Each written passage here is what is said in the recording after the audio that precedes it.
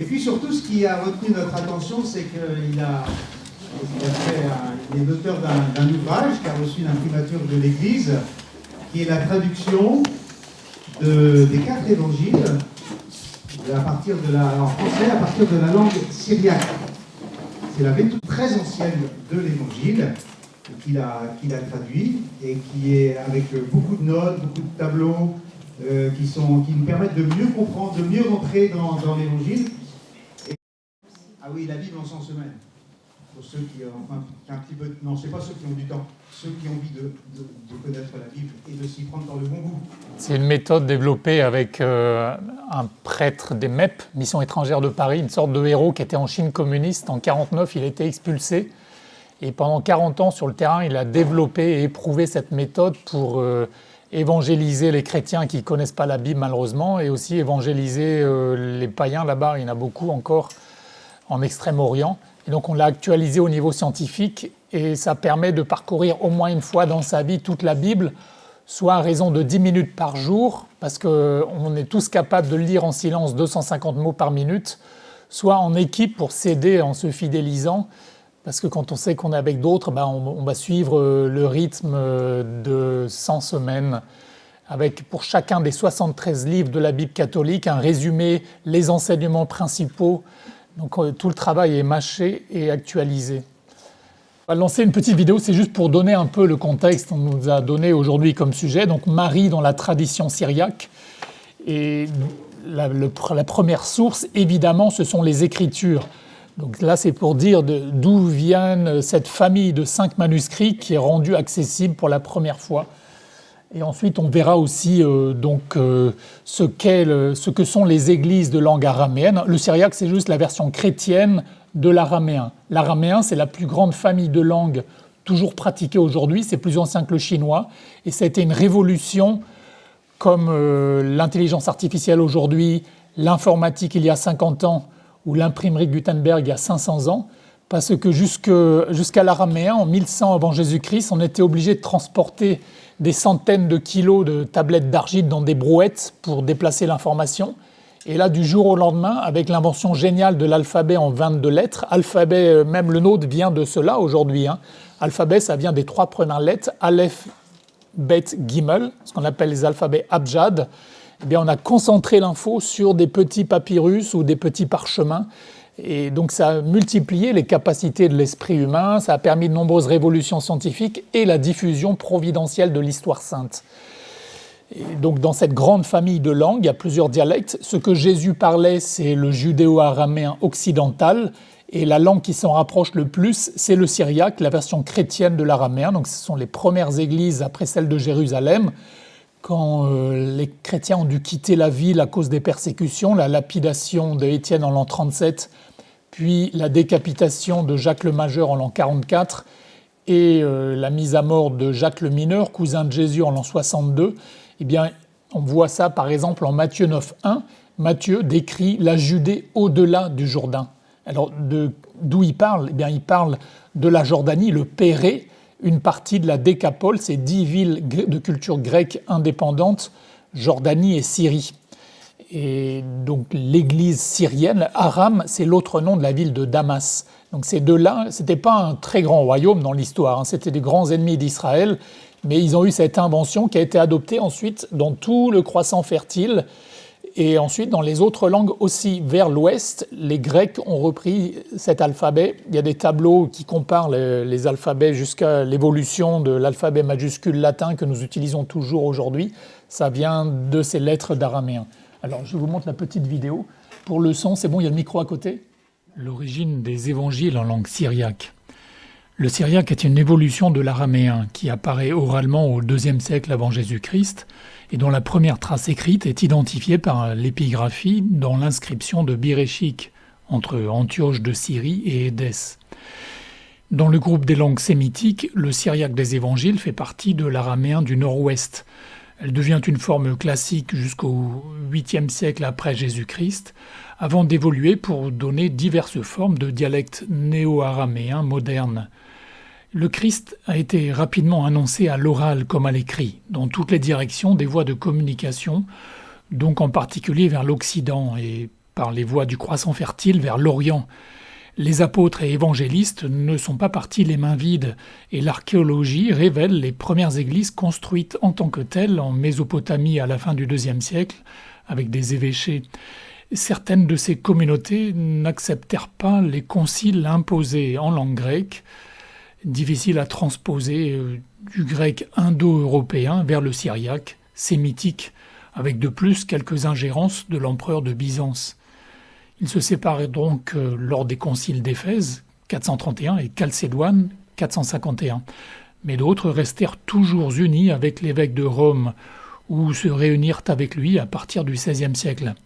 Et ces églises annoncèrent l'Évangile jusqu'en Afghanistan, en Inde, au Turkestan, en Chine, en Malaisie, en Indonésie et au Japon, avant de disparaître en grande partie, notamment à partir de Gengis Khan et Tamerlan.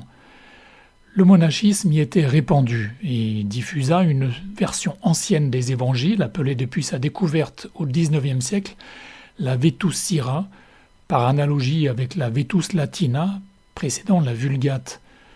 À la même époque que saint Jérôme, pour son travail en latin, au début du Ve siècle, Rabula Dedes, évêque, révisa en syriaque et uniformisa les évangiles de son temps, en se référant aux manuscrits grecs byzantins qu'avaient diffusés en particulier Eusèbe et Athanase.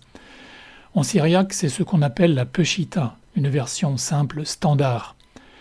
La Vetus Syra disparut de la liturgie, mais subsista partiellement et occasionnellement, comme la Vetus Latina aussi, jusqu'au début du deuxième millénaire. Et les deux principaux manuscrits sur les 5 actuellement connus de la Vetus Syra furent conservés grâce au monachisme à Sainte Catherine du Sinaï et au monastère des Syriens dans le désert égyptien du Wadi Natroun, non loin des lieux de saint Antoine le Grand. Un orientaliste diplômé d'Oxford en 1842, missionné par le British Museum, William Curtin découvrit dans ce dernier monastère du désert d'Alexandrie le premier exemplaire, un codex portant désormais le nom de Cyrus Curtonianus et conservé à la British Library de Londres. En 1892, 50 ans après, les deux jumelles linguistes, biblistes, paléographes et exploratrices, c'était des érudites, elles connaissaient 12 langues chacune, Agnès Lewis et Margaret Dunlop Gibson découvrirent le deuxième manuscrit presque complet des 4 évangiles, le Codex Cyrus Sinaiticus, sur un palimpseste de Sainte Catherine du Sinaï, dans la bibliothèque duquel il est conservé. Les deux sœurs employèrent des révélateurs chimiques pour lire le texte caché sous une réécriture de vie de saint, ce qui a un peu abîmé cette peau d'agneau, mais il est le plus ancien et le plus complet. En 1975, un effondrement de murailles de l'église de la Transfiguration à Sainte Catherine du Sinaï a permis de découvrir des fragments de 2 autres manuscrits de la Vetus Syra et un équipement d'imagerie multispectrale conçu par l'Université de Californie de Los Angeles en 2016 pour déchiffrer les palimpsestes a permis à un chercheur autrichien, Grigory Kessel, d'en déchiffrer un 5e de la même famille. On projette des dizaines de couleurs différentes, infrarouge et ultraviolet inclus, sous plusieurs angles, et un logiciel fait la somme des micro-différences. À côté, 350 manuscrits de la Peshitta et quelques dizaines de lectionnaires en syriaque palestinien et syriaque classique permettent d'effectuer des comparaisons. Parmi les 4 grands regroupements ou familles de manuscrits du Nouveau Testament, le texte de la Vetus Syra relève surtout du type 4 ou texte occidental, avec aussi quelques éléments du groupe 3, dit césaréen, proche de la Terre Sainte.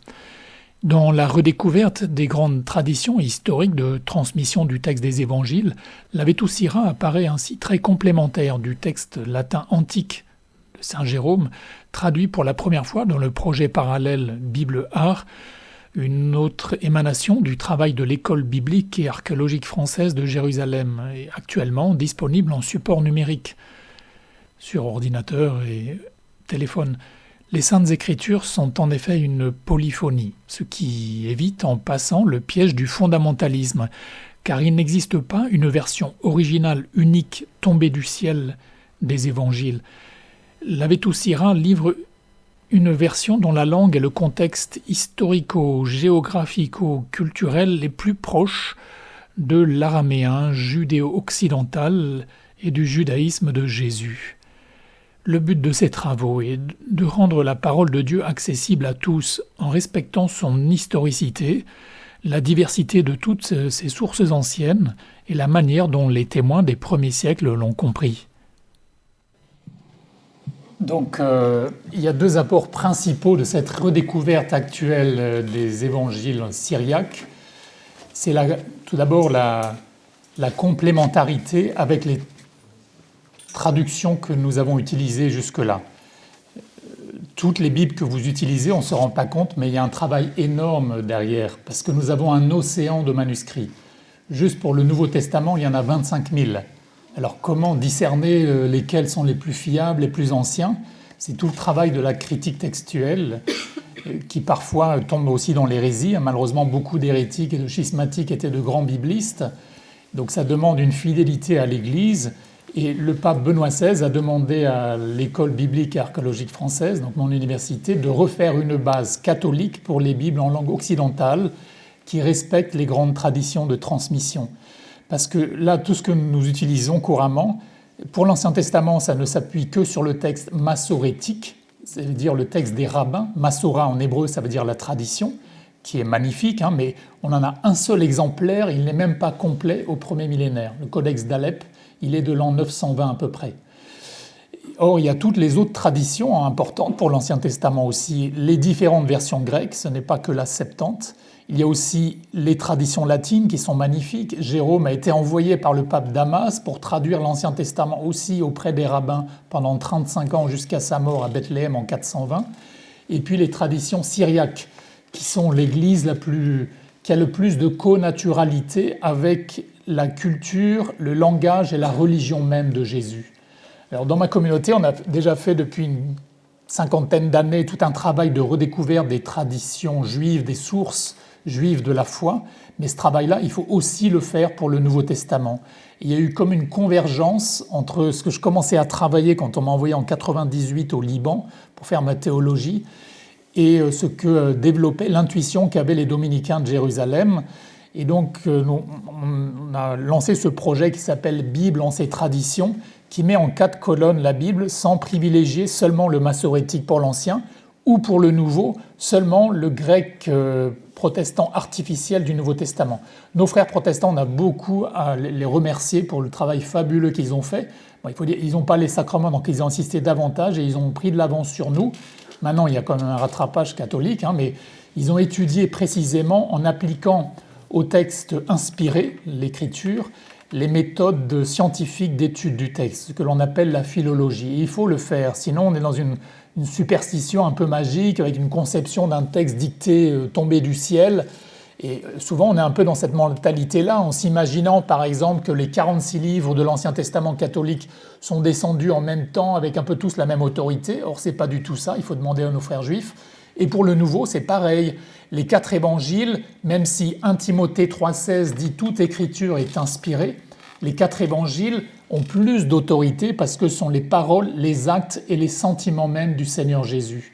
Et dans nos liturgies, comme dans la synagogue, le texte central, pour eux, c'est le Pentateuque. Ils ont une section de la Torah, la paracha, c'est le même mot que pharisien, ça veut dire les séparer.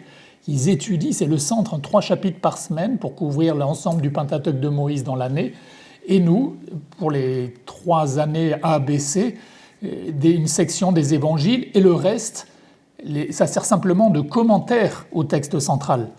Les Juifs appellent ça la Haftara. C'est un passage prophétique, en général, ou parfois des livres historiques, qui éclairent le Pentateuque. Et Haftara, ça vient du mot « libérer », c'est-à-dire c'est ce qui libère le sens du texte central. Et donc dans notre Lectio Divina, vous savez que Vatican II a demandé, heureusement, il y a 16 textes à Vatican II qui sont magnifiques, mais toujours pas tellement appliqués, c'est pour ça qu'il faut encore attendre pour Vatican III, et c'est celui sur la parole de Dieu. Il se lit, c'est gratuit sur Internet en 1 demi-heure, ça s'appelle Dei Verbum, la parole de Dieu, littéralement, et où il demande de la remettre au centre. Et malheureusement, si vous regardez dans l'histoire de l'Église, les écrits jusqu'à Saint Bernard et Thomas d'Aquin, il y a une citation presque à chaque phrase, et après, quasiment plus rien.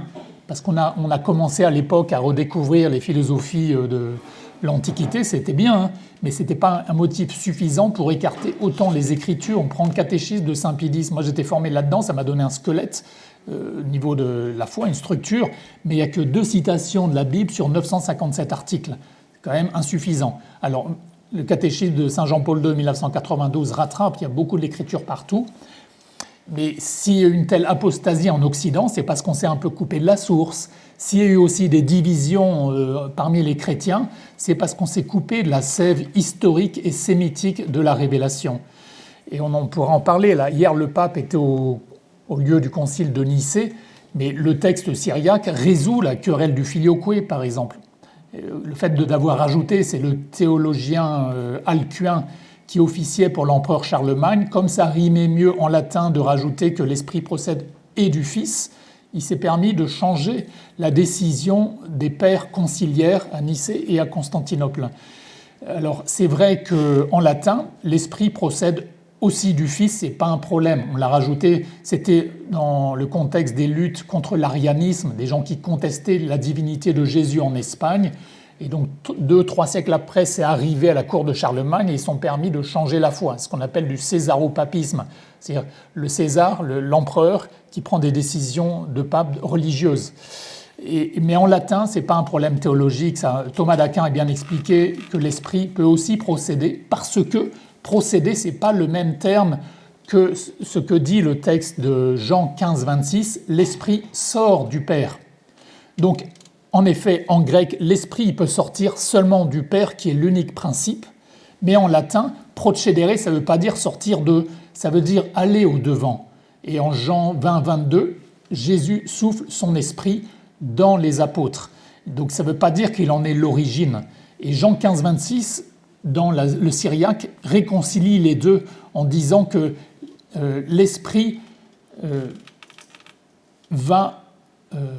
il sort au-devant. Donc on a le grec et le latin réunis dans la source commune.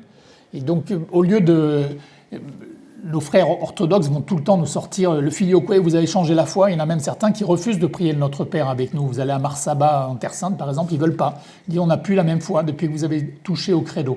Mais l'issue, c'est de revenir à ce que nous avons en commun. Idem avec nos frères protestants, la présence réelle est claire au niveau de l'Eucharistie, qui était comme la grosse pierre d'achoppement pour Luther, avec ce mot qu'on emploie à chaque messe, mon corps livré pour vous.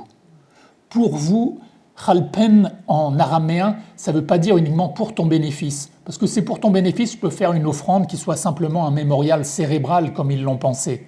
Mais pour vous, en araméen, ça veut dire aussi à cause de vous et à votre place. Et donc c'est toute la substitution, Jésus vraiment présent.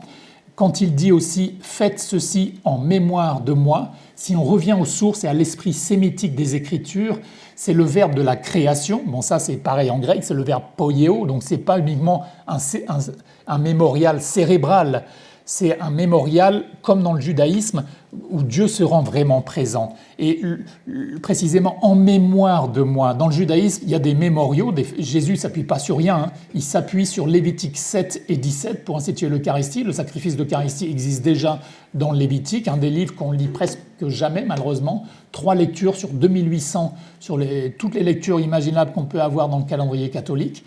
Or, c'est présent dans l'araméen et l'hébreu pour l'Eucharistie. Le mémorial, c'est Dieu qui se rend aussi vraiment présent. Donc, ce n'est pas pour dire les catholiques, nous avons raison, non, mais pour dire que si on revient aux sources historiques, on se divise moins. Et c'est ce qui a manqué, il y a une sorte d'hémorragie. Jean-Paul II parlait fréquemment du poumon oriental de l'Église. Ça ne vient pas de lui, il cite le poète russe Ivanov, qui en fait ne parle pas de Athènes et de Rome. Il parle des chrétiens qui sont à l'est de l'axe Antioche-Jérusalem et des chrétiens européens. Parce qu'avec les orthodoxes et les byzantins en général, on a quasiment la même foi. Il n'y a vraiment pas beaucoup de différence, sauf qu'eux sont un peu plus marqués par le platonisme. Donc ils croient par exemple en la primauté de Pierre, premier parmi les autres, mais pour eux ça reste un peu dans les idées honorifiques. Alors que pour nous qui sommes plus aristotéliciens, c'est la philosophie réaliste, ça doit s'incarner. Donc quand il y a un évêque, par exemple, qui fait des bêtises, l'évêque de Rome, successeur de Pierre, a l'autorité, comme il est premier, pour dire « mais pardon, écarte-toi un moment parce que ça ne va pas ». Alors que chez eux, Ça reste un peu dans les idées, donc malheureusement, l'unité de l'Église, il y a eu des défauts avec la réforme grégorienne, un excès de centralisation, mais ça a quand même permis un certain maintien de l'unité. Et revenir aux sources communes, ça évite toutes ces...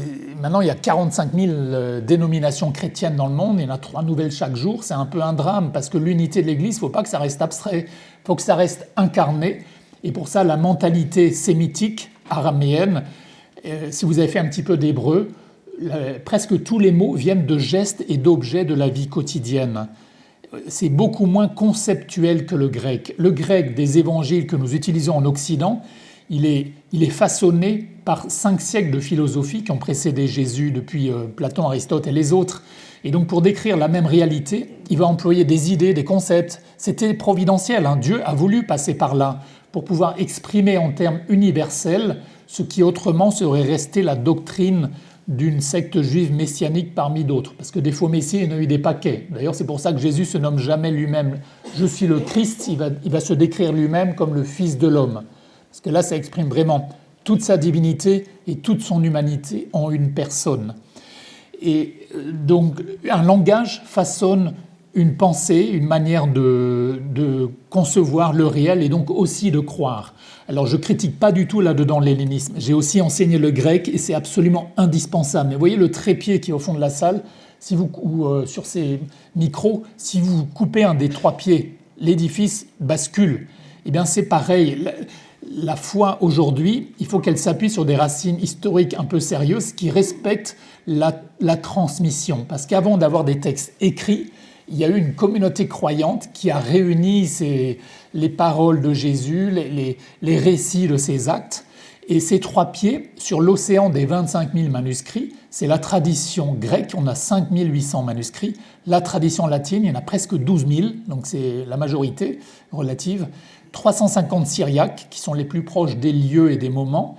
Et puis, les 3 traditions antiques qui s'y rattachent beaucoup, c'est le géorgien, évangélisé par les syriaques, le copte, et l'arménien, aussi évangélisé par les syriacs. Donc quand Jean-Paul II parle du poumon oriental, ces chrétiens-là, ils ont des trésors à nous partager. Ils étaient plus nombreux que nous jusqu'à, on l'a dit un petit peu dans la petite vidéo, Gengis Khan et Tamerlan. Donc Gengis Khan, c'est le début du XIVe siècle après Jésus-Christ, et Tamerlan, c'est 1404, il meurt.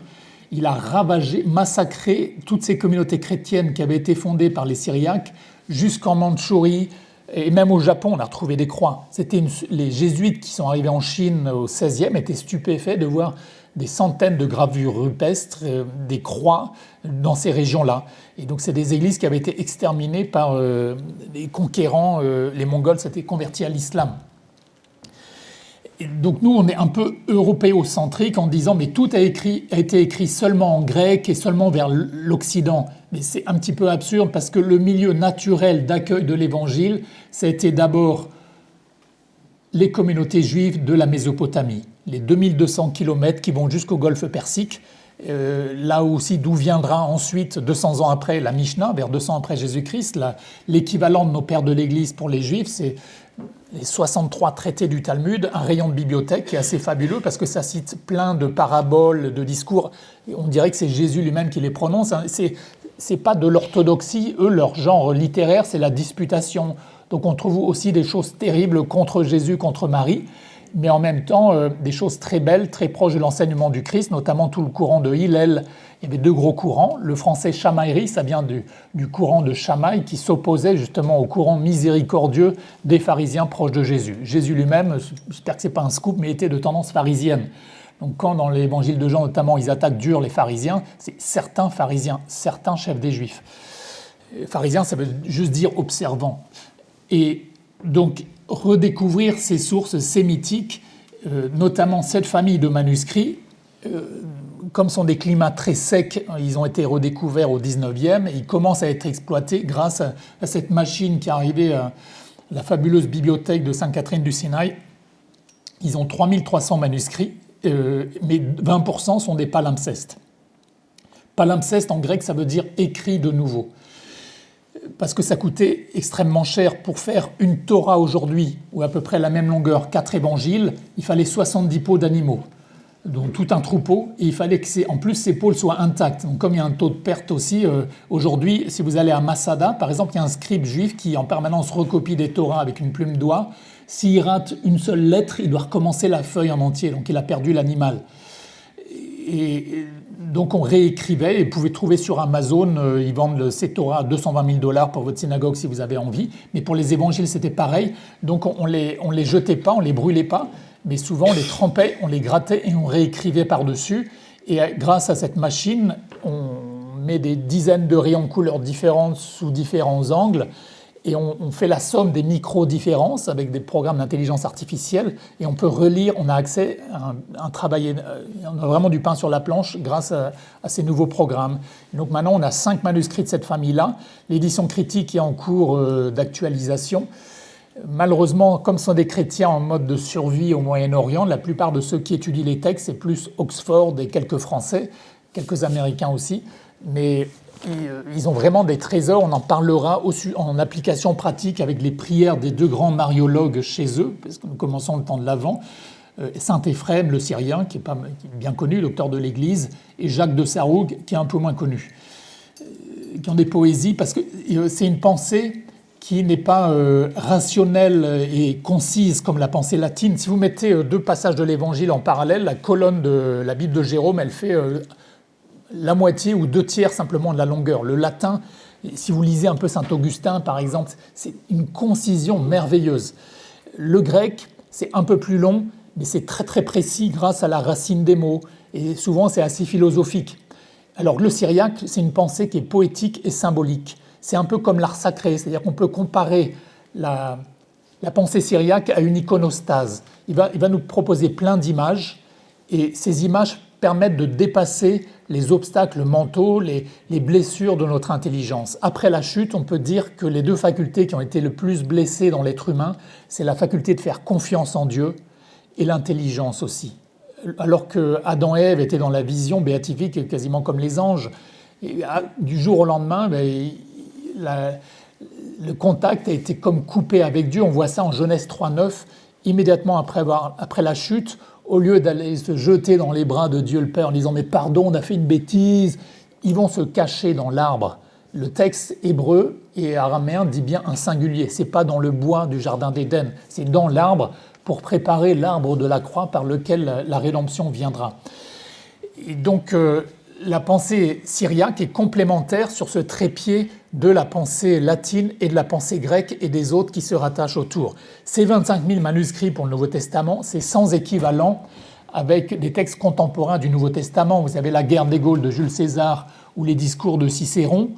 On n'en a que 6 et 8 manuscrits et ils sont de la fin du 1er millénaire après Jésus, alors qu'on on a des milliers du Nouveau Testament. Donc on les regroupe par 4 familles de ressemblances, ces manuscrits-là.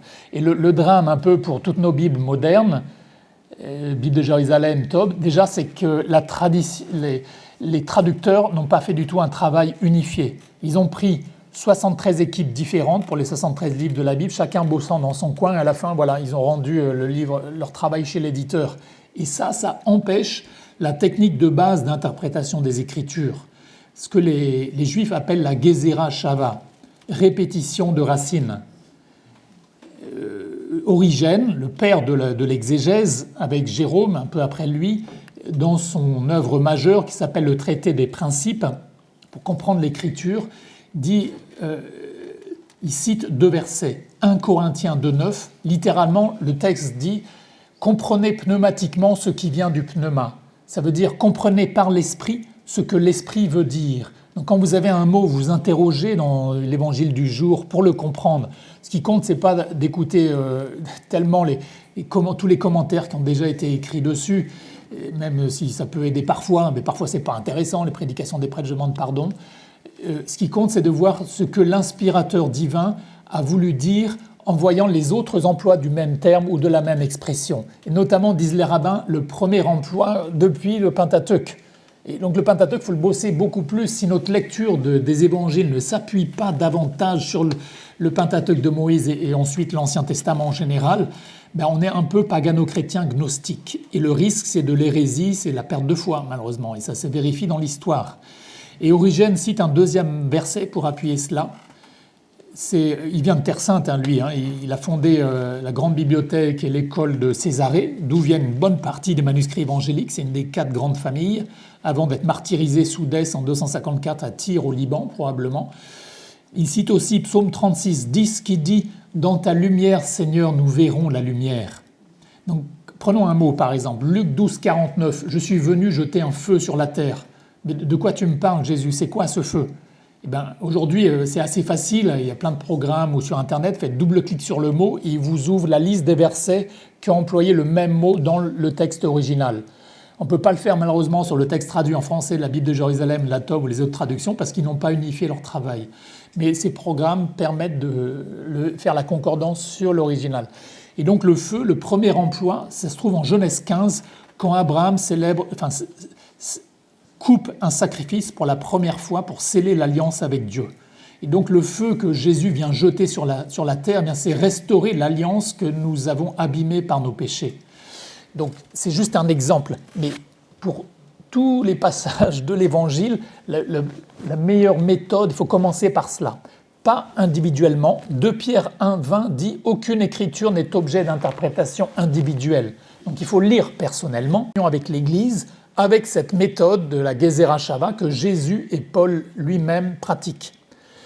Par exemple, Paul, il résume cette méthode en 1 Corinthiens 10, 6 en disant « Tous ces événements et ces personnes servaient de tupoi ou de figure pour expliquer ce qui allait se passer avec Jésus-Christ et sa Pâque. » Et donc on comprend, alors ça ne veut pas dire qu'il faut diminuer l'importance du sens littéral et historique de l'Ancien Testament, mais comme dit Augustin, la loi, la Torah est enceinte de la Nouvelle Alliance. C'est-à-dire qu'elle porte en elle qui attend de naître quand tu l'écoutes avec ton cœur, quand tu le comprends en l'appuyant sur les fondations solides de l'alliance de Dieu dans le Premier Testament. Il n'y a pas plusieurs alliances, il y a une seule alliance que Dieu vient renouveler et il le fait ultimement avec Jésus-Christ. C'est l'alliance avec Adam avant la chute, avec Adam après la chute, avec Noé, avec Abraham, Moïse, David, et Jésus la renouvelle, l'alliance nouvelle et éternelle, la coupe de l'Eucharistie et toute la nouvelle alliance, le Nouveau Testament. Donc, dans une lecture sémitique ainsi, ça nous invite à relire sans anachronisme la grégorienne, par exemple, qui est une des plus grosses bibliothèques catholiques d'études de la Bible, où ils donnent des doctorats en sciences bibliques. Malheureusement, souvent, c'est un peu déconnecté des sources. Il y a 1 million de volumes, mais c'est un peu coupé des lieux et du judaïsme aussi. Donc, il faut revenir à ces manières un peu juives. Si vous avez l'occasion d'aller dans les synagogues ou travailler la paracha, c'est-à-dire la section de la Torah, ça fortifiera les fondations de votre foi dans la Nouvelle Alliance. Et donc tout le Nouveau Testament. Alors le deuxième intérêt, en plus de revenir à l'esprit sémitique des Écritures pour ne pas l'interpréter de façon complètement déconnectée de la culture de Jésus, c'est qu'il y a un rattrapage catholique au niveau de l'édition par rapport aux Bibles protestantes, mais surtout anglophones, où ils ont fait un énorme effort de pédagogie depuis 60 ans, et nous, ça commence un peu, mais là, on a rattrapé le retard. C'est-à-dire qu'il y a 50 tableaux de synthèse. Je ne fais pas de la pub pour moi, j'ai aucun droit d'auteur, hein, c'est un ouvrage collectif et tout est réinvesti dans l'édition. Parfois, vous avez ça de texte en haut de page et tout le reste, ce sont des notes. Personne n'est forcé d'aller voir les notes. Mais comme dit l'eunuque éthiopien en Acte 8, 31, c'était un païen, donc il ouvre le livre d'Isaïe et il ne comprend pas. Et il dit au diacre Philippe, 2 chapitres avant, le diacre venait d'être nommé parmi les 7 et ordonné, « Mais comment comprendrais-je si on ne me guide ?» Et en effet,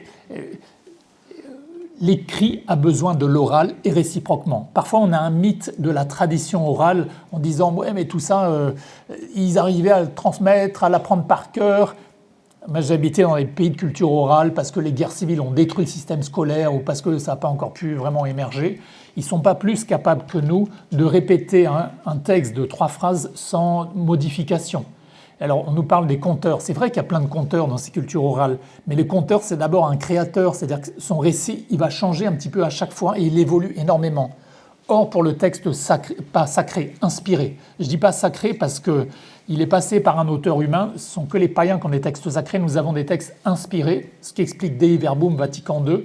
Il y a l'auteur divin et l'auteur humain, qui est l'Esprit Saint. Ils ont coopéré ensemble, donc nous avons besoin des deux pour interpréter le texte. Donc dans ces traductions, on distingue ce qui relève de la traduction en haut de page de ce qui est l'interprétation en bas. Et pendant des années, ça a été mélangé, ces deux choses-là. Trasducere, ça veut dire conduire à travers, alors que interpretare, ça veut dire déjà entrer dans l'essence possible de l'écriture. Donc là, il y a 3000 notes pour 3700 versets.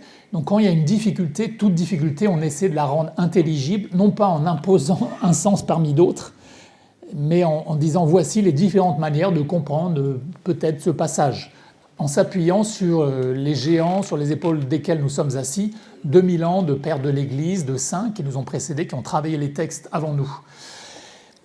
Alors, rattrapage pédagogique, le témoignage de ceux qui pratiquent ces évangiles-là, cette édition, c'est que ça les aide à aller plus en profondeur en comparant avec le texte de la traduction liturgique, qui n'est pas tellement une traduction, d'ailleurs c'est vraiment une interprétation, elle est faite pour être entendue. Ils ont fait un beau travail, mais prenez une phrase par exemple, « il a bâti l'autel ». Oralement, on peut comprendre soit il a construit l'autel, soit il a détruit l'autel. Du coup, ils sont obligés de faire des choix, mais il y a très peu de notes. C'est des notes assez indigentes. Et donc là, on explique, au moins par honnêteté, il faut signaler quand le traducteur fait un choix. Et malheureusement, souvent, les exégètes, nous avons pris les lecteurs un peu pour des idiots pas capables de comprendre un langage un peu rugueux. Et donc, on a lissé complètement les difficultés du texte. Et c'est dommage parce que, par exemple, c'est pas l'ami de l'époux dont Jésus parle avec Nicodème, c'est le fils de la chambre nuptiale. Jérôme, maître de la traduction, IVe siècle, a respecté ce qui était bizarre en grec ou en hébreu pour l'ancien, il l'a mis bizarre aussi en latin. Pourquoi est-ce qu'aujourd'hui, 2000 ans après, on se permet de gommer ces difficultés-là et c'est même pas signalé? C'est trahir à la fois l'inspirateur divin et le lecteur parce qu'il s'attend à avoir un texte fidèle, or ce n'est pas le cas. Moi, ce qui m'a poussé à aller faire ces études-là à l'école biblique et archéologique française, c'est que j'ai vu en mission que ce qui est le plus efficace avec les païens ou avec des... On a tous besoin, même soi-même, d'être évangélisés. C'est d'abord la parole de Dieu annoncée avec foi. Romains 10, 17, la foi naît de l'écoute de la parole de Dieu. Il ne vient pas des arguments humains, de toutes les campagnes ONG, les millions qu'on peut investir dans des moyens d'évangélisation, mais simplement de la parole de Dieu parce qu'il y a un souffle qui est communiqué. Théopneustos, 1 Timothée 3,16, ça ne veut pas dire uniquement inspiré, ça veut dire qu'elle communique l'esprit. Même si l'intellect ne comprend pas tout, le cœur si, et il se laisse transformer petit à petit. Mais pour ça, il faut un texte fiable. Et donc revenir à la complémentarité des sources. Et pas uniquement sur cette synthèse moderne Nestlé-Aland 28e édition qui sert de base pour les Nouveaux Testaments modernes malheureusement. C'est un collage de seulement certains des manuscrits grecs qui ont été mis ensemble en disant voici le plus probable de ce que Jésus a dit et fait. Mais pardon, mais on n'en sait pas grand-chose. Les théories en exégèse, c'est un cimetière tous les 10 ans, il y en a une nouvelle qui remplace l'autre. Donc si quelqu'un vous dit bah non, ça c'était comme ça et c'est ça le sens, l'Ancien Testament a été fait par des Juifs eux-mêmes en syriaque, ça s'appelle la Pshita de l'Ancien Testament. C'est exactement le même texte que son Targum dans plusieurs des livres de l'Ancien Testament. Donc c'est la même langue quasiment. Très peu de différence, sauf que le syriaque il est devenu cursif, c'est-à-dire qu'on a mis des lettres attachées qui sont inclinées petit à petit. Ça a donné plus tard le nabatéen et encore plus tard l'arabe chrétien au VIe siècle. Ce n'est pas le Coran qui a inventé l'arabe, comme on le dit de manière mythologique. C'est des très grandes poésies chrétiennes. On a un texte, par exemple, de l'an 509. Par exemple, quand on parle d'un très beau père de l'Église, Isaac le Syrien, en fait, il était qattari. C'était sa langue, l'arabe qu'il avait reçu des Nabatéens et avant cela des Syriaques. Le Qatar et l'Arabie Saoudite sont couverts de monastères. En Arabie Saoudite, ils s'ouvrent à l'Occident actuellement, ils sont en train de prévoir les visites du tourisme. Au Qatar, toujours pas, parce que c'est une autre tendance. En Arabie Saoudite, c'est plus le salafisme. Au Qatar, c'est les frères musulmans qui, politiquement, sont les plus acharnés, donc ils ne veulent pas trop le reconnaître, mais c'était une terre vraiment christianisée. Alors, je vais vous donner un lien. Ceux qui ont un téléphone, si vous voulez, pouvez ouvrir. C'est le tableau des églises. La page s'appelle jésus1.fr. C'est un site où je mets des ressources par ordre alphabétique. jésus1.fr. Après, soit vous allez dans l'onglet de gauche ressources spirituelles et vous ouvrez Ephrem Marie, soit vous tapez dans la barre d'adresse jésus1.fr/ comme commençons l'avant, donc on va étudier un petit peu ce qu'apporte cette interprétation des Écritures. Ephrem cite la version de la Vetus Sira. Il ne cite pas la Pshita parce qu'elle n'existait pas encore. Comme vous l'avez vu, la Pshita, ça veut dire la simple. Ils ont, dans un souci d'unité à l'époque des hérésies, ça partait dans tous les sens, il y avait besoin de réunir les évêques du monde, ce sont les 7 conciles qui forment toujours la foi de nos jours, dont les 2 premiers. Si vous ne l'avez pas encore fait, travaillez le texte de la Commission théologique internationale sur les 1700 ans du concile de Nicée. Il est sorti il y a 6 mois, il est magnifique, il est dense, donc ça demande un peu de travail, mais ce n'est pas un concile parmi d'autres, c'est le concile. Et le pape Léon XIV a choisi cet endroit comme premier voyage apostolique pour les 1700 ans. C'était très beau parce qu'il y avait tous les patriarches réunis de l'Orient. À Nicée, Iznik, c'est le concile et le reste, ça en découle simplement. Et on va voir avec le premier tableau, le tableau de ces églises de langue syriaque, qui sont nos églises mères. C'est pas Rome. Rome, c'est l'église intermédiaire, si vous voulez. C'est l'église tête, oui. Mais déjà, il n'est pas dit que le pape n'est pas déménagé en Afrique un jour, si l'Europe apostasie complètement, on ne sait pas. L'église mère, tout d'abord, c'est le Capharnaüm, la maison de Pierre, le Cénacle, Antioche. Et Antioche, c'est une des grandes églises orientales. Donc c'est un des tableaux que je montrais dans la vidéo. Dans cette fiche sur le web, l'article commence par les églises de langue syriaque. Donc c'est les églises qui sont d'origine juive. Paul et Pierre eux-mêmes, on pense, se sont d'abord attaqués au milieu juif de diaspora à Rome et dans tous les lieux de parcours. On voit ça dans son premier, deuxième, troisième voyage missionnaire. Paul commence par les synagogues, parce que c'est le milieu naturel d'accueil, grâce à l'Ancien Testament qu'il connaissait déjà, qui prophétise plus de 300 fois la venue de Jésus. Et donc il construit là-dessus, sur ces prophéties qui se réalisent, qui s'accomplissent en Jésus, la foi de l'Église qu'il va fonder à chaque endroit dans son parcours. Et si vous allez à Rome, il ne faut pas louper la synagogue d'Ostie. Très probablement, Pierre et Paul ont prêché là dans les moments où ils avaient un peu de liberté pour le faire. Et ils s'adressaient aussi aux prosélytes. Le bon sens du terme de prosélyte, c'était tout un mouvement de païens qui avaient une sainte jalousie envers le monothéisme et l'éthique du judaïsme. Les païens tuaient leurs enfants, abandonnaient leurs vieillards dans la rue, pas tous, ceux qui écoutent la loi naturelle, ils n'ont pas besoin de le faire. Mais sinon, c'était quand même une société légèrement décadente dans les mœurs.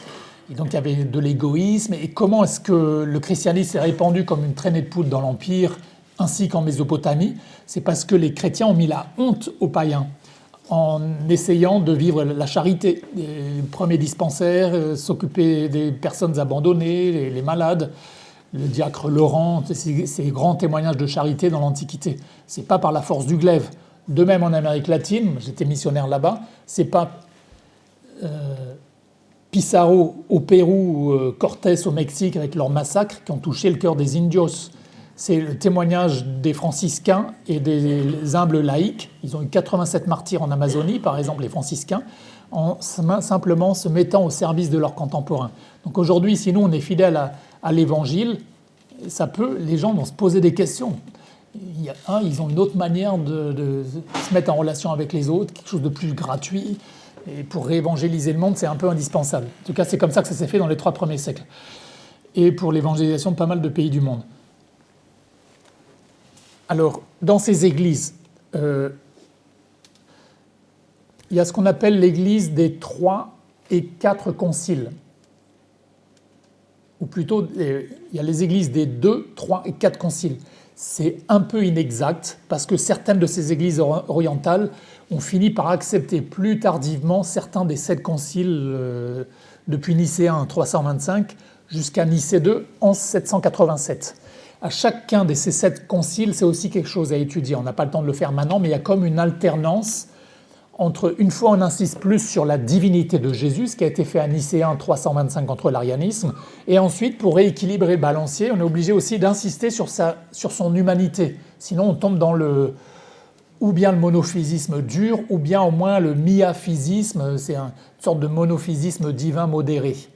Et donc il a fallu ainsi, pour atteindre l'équilibre jusqu'à la permission de faire des images, ça fait partie du mystère de l'incarnation, c'est légitime de représenter Jésus, ce qui a été décidé au dernier concile, il a fallu préciser les choses. Le problème, c'est que ça s'est fait en langue grecque, et que traduire les idées de substance, de personne, de nature dans les langues sémitiques, ce sont des concepts philosophiques qui venaient de Platon, Aristote, ça ne cadre pas trop avec leur manière symbolique ou imagée et très concrète de parler.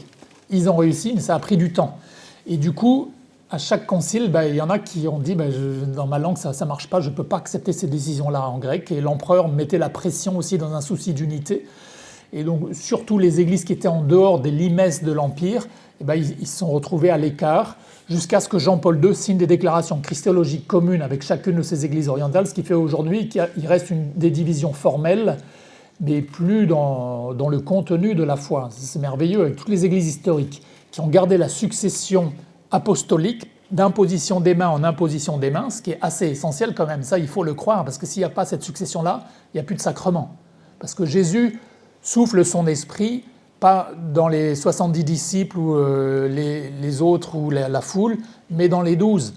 Jean 20, 22, et entre parenthèses, c'est le même verbe très précis qui est employé pour la création de Adam. Genèse 2, 7, c'est emphusao. Nos traductions modernes vont dire il souffla son esprit sur. Et pardon, mais c'est vraiment trahir le texte. C'est emphusao, il souffla dans les apôtres pour faire une nouvelle création avec l'Église, comme il avait soufflé dans Adam en Genèse 2, 7. Vous voyez comme les exégètes modernes ne comprennent pas grand-chose à la manière sémitique de respecter le texte, la crainte sacrée. Pour ça, en langue française, celle qui est la plus précise dans le mot à mot, c'est une Bible évangélique d'Arby. C'était un fondamentaliste, et il s'est même coupé des autres évangéliques au XIXe siècle, mais il avait une sainte crainte du texte inspiré, et donc c'est le plus collé sur l'original. Enfusao. Et c'est aussi seulement aux apôtres que Jésus a confié la faculté de lier et délier.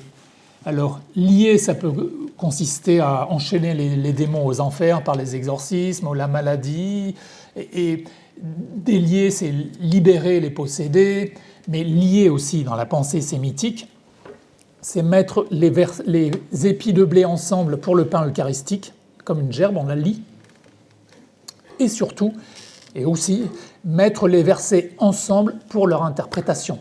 Gezerah Shava ou Origène, l'introduction de son grand traité. Mettre les versets ensemble, c'est à eux qu'a été confiée la faculté d'interpréter. Ça ne veut pas dire qu'on ne doit pas la lire personnellement, mais toujours en communion avec la foi une de l'Église. Éphésiens 4,5 précise bien que la foi, ce n'est pas un supermarché ou une croyance au sens d'une conviction psychologique subjective. La foi, c'est un patrimoine qui appartient à l'Église, et pas que le clergé, on s'en moque, mais à la communauté croyante en communion avec Pierre et ses successeurs. L'imposition des mains d'apôtres en évêques s'est révélée en Acte 13.3. Les dogmes aussi, si quelqu'un vous dit « Jésus-Christ, je veux bien, mais l'Église et les dogmes, non merci », mais pardon, beaucoup de ceux qui critiquent la Bible ou l'Église, c'est des gens qui ignorent tout de l'Église et de la Bible, malheureusement. Acte 16.4 dit que toute la communauté était fidèle au dogme des apôtres. Un dogme, ce n'est pas une chaîne, c'est une libération, ça veut simplement dire enseignement. Et malheureusement, souvent dans les traductions, le terme est gommé. Ils n'ont pas signalé que c'était dogma en grec. Du coup, on va critiquer toujours le dogmatisme. C'est vrai qu'il faut le faire, il peut y avoir des excès là-dedans. Mais le dogme, c'est aussi une libération, et ce n'est pas une proclamation tardive de la foi, c'est une proclamation publique d'une vérité contestée. Par exemple, l'Assomption 1950, l'Immaculée 1854, ce n'est pas le pape qui a dit un jour « Tiens, on va développer un petit peu la foi, on va rajouter quelque chose », ce qu'on appelle les inventions tardives. Non, ça c'est de la calomnie. La foi, c'est ce qui est cru par tous, partout et depuis toujours. On doit cette phrase très belle, très dense, à un très grand saint, père de l'Église français, plus ou moins Vincent de Lérins, en 525, dans son fameux traité Le Commonitorium, avant que les 7 conciles aient été faits, il a dit, la foi, on a eu besoin du credo pour le fixer, pouvoir l'universaliser, l'adapter dans toutes les cultures, mais c'était déjà ce qui était cru par tous, partout et depuis toujours. Par exemple, l'Assomption, le couronnement de Marie, 4e et 5e mystère glorieux de Marie, c'est Apocalypse 12, c'est la manière qu'a eu l'Église de comprendre les choses, de lier ensemble les versets pour dire que l'Immaculée aussi, ça se trouve en Cantique 4.7 et 5.3, c'est pas une invention du pape non plus. Alors, donc les églises fondées au Moyen-Orient, la première à s'être séparée, c'est l'église nestorienne. Il y a deux gros groupes dans les églises orientales de langue syriaque. Ce sont les syro-orientaux, parce qu'ils sont le plus vers la Perse. Ils avaient pour siège patriarcal Babylone, qui à l'époque avait été déjà détruite, donc ça s'appelait Ctésiphon dans l'époque, dans les premiers siècles. Aujourd'hui, c'est Erbil au Kurdistan. Alors eux, ils n'ont que Nicée I et Constantinople I, mais ils étaient là avec le pape avant-hier, parce que donc ils ont tout le concile, tout le symbole de Nicée-Constantinople, il est achevé avec les 2 premiers conciles, donc ils ont la même foi que nous. Et ensuite, plus tard, ils ont accepté Chalcédoine aussi, mais ils n'ont pas accepté Marie, Mère de Dieu, à Éphèse en 431. Et toutes ces églises orientales ont toutes un groupe uniate. Alors uniate, c'est un terme un peu péjoratif, pour dire qu'ils sont unis avec les successeurs de Pierre à partir du XVIe siècle. Les premiers à l'avoir fait sont les Arméniens, mais ils ne sont pas de langue syriaque, mais au début du XVIe. Et ensuite, les Chaldéens sont les Syrio-orientaux. C'est l'église de Perse en 1552. Ils sont très très présents au nord de Paris, en Suède, en Allemagne, aux États-Unis. Il a fallu attendre la fin du XXe siècle pour que ça devienne tellement insupportable en Turquie du Sud-Est, avec le régime militaire qui a précédé Erdogan, mais maintenant ça ne s'est pas tellement arrangé, pour qu'ils doivent s'exiler parce qu'ils se faisaient spolier toutes leurs terres. Et donc maintenant, malheureusement, il reste presque des groupuscules là-bas sur place, mais ils sont persécutés, c'est compliqué. En Irak, un peu, mais c'est pas simple. Beaucoup de jeunes veulent simplement vivre en paix normalement avec leur famille. Souvent, c'est des gens plus éduqués que la moyenne, diplômés, donc la tentation, c'est d'aller en Occident. Et souvent, j'ai beaucoup d'amis libanais, je les aime beaucoup, mais s'ils vivent au milieu des Français de souche, ils deviennent aussi païens que les Français de souche au bout d'une génération. On est le plus mauvais, nous les catholiques, pour la transmission avec les juifs du mouvement conservatif, c'est-à-dire les juifs un peu libéraux par la sécularisation. Donc ça, c'est le premier groupe, l'église syro-orientale, qui a aussi une branche dans le sud de l'Inde, syro-malabar, depuis l'Antiquité. Ils ont été évangélisés, disent-ils, par l'apôtre Thomas. Donc qui ont 3 conciles, pas les 3 premiers, mais les 2 premiers plus le 4e Chalcédoine. Et puis le deuxième gros groupe sont les syro-occidentaux, qui ont accepté Éphèse en 431, donc Marie, Mère de Dieu, aucun problème pour eux. Mais ils n'ont pas accepté Chalcédoine à cause des termes phusis, ousia, hypostasis, l'union hypostatique, ça peut nous passer par-dessus la tête, mais il fallait quand même, c'était nécessaire de pouvoir le formuler. Et on a un gros problème, même pour nous, dans notre credo en français, quand on dit consubstantiel. C'est vrai que c'est une amélioration par rapport à avant, de même nature que. Parce que nature, le Père, il n'est jamais né, il est éternel. Nature, ça veut dire de nachérer, naître. Mais même consubstantiel, ça vient de substare. Est-ce que le Père se tient en dessous de quelqu'un? Non. Donc même le terme ne va pas, le terme exact en grec, homoousios, ça veut dire coessentiel. Donc on esquinte un peu la foi avec nos traductions. Mais c'est bien d'en avoir conscience. Même le filioque, Benoît XVI disait « Je le prie avec le filioque parce que ça fait 1200 ans que ça se fait, mais je le crois avec l'Église universelle comme c'est gravé dans le bronze sans le filioque, même à Saint-Pierre de Rome. » Et il y a 2 jours à Nicée, il l'a dit sans le filioque. Alors ensuite, de nouveau, à cause de Jean 15-26, on peut dire aussi le filioque, ce n'est pas une erreur, mais c'est un problème pour la communion de changer la confession de foi. Et donc eux, ils n'ont pas accepté Chalcédoine. Ce que nous avons comme terme substantia, littéralement en latin, ça correspondrait au grec hypostasis, se tenir dessous. Mais ça veut dire le contraire en fait en grec. Donc on a un méga problème même du passage du grec au latin. Pour eux, l'hypostase, c'est la personne, alors que pour nous, on a mis substance là où eux disaient ousia, essence. Donc vous voyez, c'est vraiment délicat le credo. On marche sur des œufs. Même le fait de répéter 3 fois « je crois », comme on le dit en français, c'est pas correct. Parce que le credo grec le dit simplement une fois au début pour manifester l'unité de la foi dans la Trinité. Et il y a d'autres problèmes, hein. Encore quand on dit « il viendra dans la gloire », c'est vrai que ça respecte le latin, « venturus est », mais le grec dit « oerkomenos », ça veut dire c'est un participe présent, il vient déjà dans la gloire. Donc on transforme la foi chrétienne en l'opium du peuple pour après le cimetière. Or le grec dit il vient maintenant dans la gloire, tu peux le rencontrer quand tu le confesses complètement, le royaume de Dieu est déjà au milieu de nous. Entosemon en grec comme en syriaque, ça veut dire dans la communauté croyante, mais aussi à l'intérieur de nous par l'acte de foi de l'Église. Donc les deux groupes, c'est syro-orientaux, la Perse, et syro-occidentaux, c'est la région d'Antioche, donc le Levant.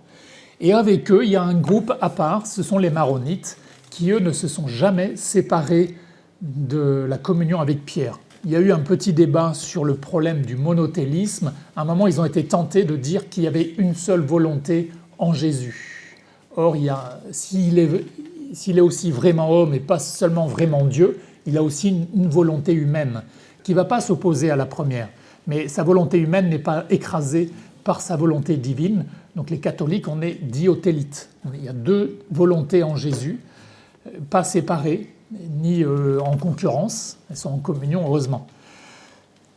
Donc, les deux gros groupes, syro-orientaux, syro-occidentaux, et les maronites, et tous partagent la Vetus Syra dans l'Antiquité, puis la Pshita, quand un évêque équivalent de Jérôme a fait le même travail pour eux. Il a standardisé le texte, ce qu'on appelle la Pshita du Nouveau Testament, qui est assez traduite, accessible, mais elle n'est pas très intéressante parce qu'elle copie le texte majoritaire grec byzantin. 80% des manuscrits grecs, c'est le groupe autour de Constantin. Constantin, c'est pas lui qui a fait la foi, il était juste le roi, l'empereur, mais il a demandé à Eusèbe de Césarée, très grand-père de l'Église et saint, une grande bibliothèque avec des manuscrits anciens proches des lieux et des événements à Césarée-Maritime, de faire 50 copies pour standardiser le texte, parce que les copistes, la faiblesse, c'est qu'ils font des erreurs à la main. Et puis il a demandé la même chose à Athanas d'Alexandrie, donc ça a un peu uniformisé le texte. Et à partir du XVIIe, XVIIIe siècle, on a redécouvert les autres manuscrits, l'école alexandrine. Parmi les textes grecs, c'est ceux qui servent de base en compilation moderne pour nos Nouveaux Testaments. Si vous ouvrez par exemple Jean 5, la piscine de Bethesda, il y a plein d'évangiles qui vont enlever le verset de dire « Un ange du Seigneur descendait et agitait les eaux ». Parce que de fait, ça ne se trouve pas dans la famille des manuscrits alexandrins. Mais la Pshita et le texte byzantin, il l'a, alors pourquoi le virer ? Ce n'est pas respectueux de la tradition des anciens. Et donc c'est ce qu'on essaie de faire actuellement avec l'école biblique. Il y a une version scientifique qui s'appelle la Bible en ses traditions qui sort chez Peters en Belgique, mais ça coûte très cher. Et les éditions grand public, c'est l'application Bible 1 dont on parlait dans la vidéo, et puis des évangiles comme ça, avec plein de notes accessibles, en train de préparer maintenant un Nouveau Testament complet d'après la Bible de Jérôme, qui n'est pas la Vulgate. La Vulgate, c'est un terme qui apparaît seulement au XIIIe, XIVe siècle avec un franciscain bibliste très intéressant qui s'appelle Roger Bacon, qui a encore standardisé le texte avant les grandes éditions de la Vulgate qu'on appelle la Sixto-Clémentine, le pape Sixte et le pape Clément à la fin du XVIe. Et puis en 1979, il y a eu la Néo-Vulgate. Alors là, elle est encore moins intéressante parce qu'ils ont fait comme pour la Pshita, ils ont gommé tout ce qui était un peu particulier au latin et ça a lissé, donc c'est pas intéressant. Dans ce cas-là, vaut mieux vraiment prendre la Bible de Jérôme dans les premiers siècles. Donc ça, c'est la diversité des sources. C'est édité, la Vulgate, ça vaut la peine de le lire. Il le republié, une grande traduction du 19e siècle, mais elle n'est pas annotée malheureusement. Donc c'est le travail qu'on est en train de faire pour recouvrir tout ce patrimoine important et qui est souvent proche avec la Vetus Latina des textes de Terre Sainte et de la Vetus Syra. Tous les papes l'ont dit. Vatican II n'allait pas assez loin. Il a fallu attendre Benoît XVI en 2010 pour sortir l'exhortation apostolique fabuleuse Verbum Domini qui dit que chaque laïc est invité à lire la parole de Dieu. L'Église, attention, n'a jamais interdit, ça c'est une calomnie, de lire la Bible ou de la traduire. Les premières grandes traductions en langue occidentale, c'est 100% catholique. C'est le 14e et le 15e siècle. En français, on a déjà toute la Bible en français. Il y a juste ponctuellement et localement certaines traductions qui ont en effet été interdites parce qu'elles étaient faites de manière hérétique. mais ce n'est pas la Bible elle-même en traduction qui a été interdite. Prenez Thérèse de l'Enfant Jésus, elle cite 1100 fois l'Écriture dans ses carnets, 650 fois le Nouveau Testament et 450 l'Ancien. Thérèse, elle connaît sur le bout des doigts l'Écriture, elle vit dans l'Écriture. Et beaucoup de saints se sont convertis avec des versets de l'Ancien Testament. Quel est le verset qui a touché Thérèse de l'Enfant Jésus, par exemple ? C'est Deutéronome 32. En entendant l'image de Dieu le Père comme un aigle qui prend ses petits sous ses ailes, elle a été complètement renversée. Et la parole de Dieu, il faut de nouveau la voir comme ça, comme un feu. Et c'est une expérience surnaturelle de l'entendre. Si on se laisse habituer, si à la messe on ressort comme on y est entré, même si on n'entendait que la liturgie de la parole, c'est pas normal. C'est un texte infini. Jean de la Croix dit que c'est une mine d'or où il y a toujours de nouveaux filons à découvrir. Mais le principe d'une mine, c'est qu'il faut descendre pour y trouver des filons. Et descendre en profondeur dans le texte, donc avec le syriaque ou avec des notes et avec votre commentaire personnel, écrire. C'est pas normal de laisser simplement les musulmans, les témoins de Jéhovah ou certains évangéliques connaître leurs livres saints par cœur. Et nous, analphabètes bibliques, on est bac plus 10 000 dans les choses de la terre et moins 30 000 pour la Sainte Écriture. Parce que c'est une source de vie, c'est pas le livre que nous adorons. Nous ne sommes pas des bibliolâtres, mais Thomas d'Aquin dit « Le Seigneur nous ouvre son cœur dans les pages de l'Écriture ». Thérèse de l'Enfant Jésus, elle dit mon seul bonheur, c'est de rencontrer le Seigneur dans sa parole. Et à la fin, dans ses derniers entretiens, elle pense qu'elle va mourir la première fois qu'elle a eu un gros pic de tuberculose, c'était en mai 1897. Elle dit qu'elle n'arrive plus à ouvrir autre chose que le Saint-Évangile parce que c'est l'accès le plus direct et rapide vers la personne du Christ. Se laisser bouleverser, et ce n'est pas la quantité qui compte, et se laisser transpercer juste par un demi-verset, parfois.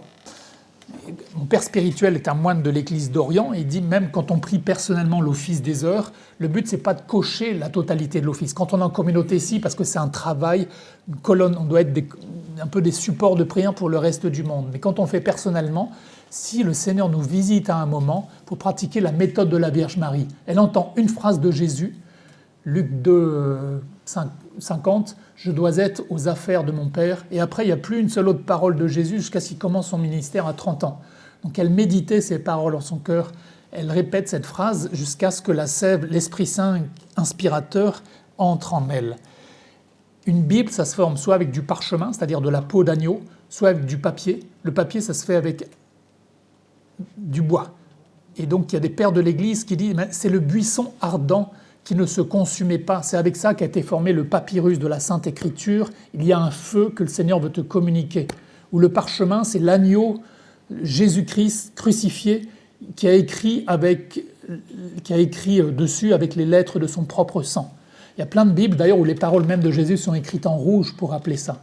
Donc quand tu prends ta Bible, on ne va pas la diviniser, ce n'est pas une divinité, c'est la personne, mais il nous parle par le texte. Et donc demander de faire cette expérience-là comme devant le Saint-Sacrement. Ce n'est pas une présence réelle, mais c'est un autre mode de présence.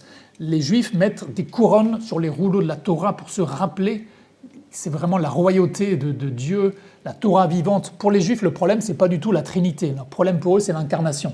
Parce que la Trinité, la Torah vivante ou le Verbe, ça, ils l'ont. Le mot Verbe, ce n'est pas du tout une invention de Jean. Jean a écrit à Éphèse, où le grand philosophe était en effet Héraclite, le grand philosophe du Logos. Héraclite, déjà, il ne parle pas d'une parole prononcée d'abord. Le Logos, c'est une pensée éternelle d'amour dans la divinité. Parce qu'ils ont réussi à comprendre par la raison.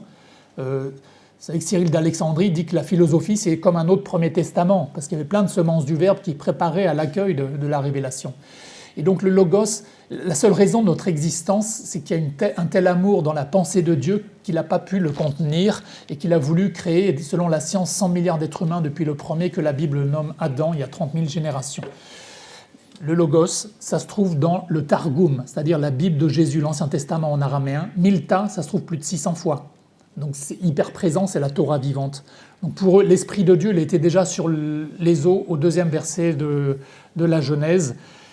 Le Père, l'Esprit et la Torah vivante qui se manifeste dans le combat de Jacob, qui se fait voir par Moïse. Après, Jésus dit « le Père nul ne l'a jamais vu ». Donc c'est le Fils qui s'est fait voir par anticipation, disent les pères de l'Église.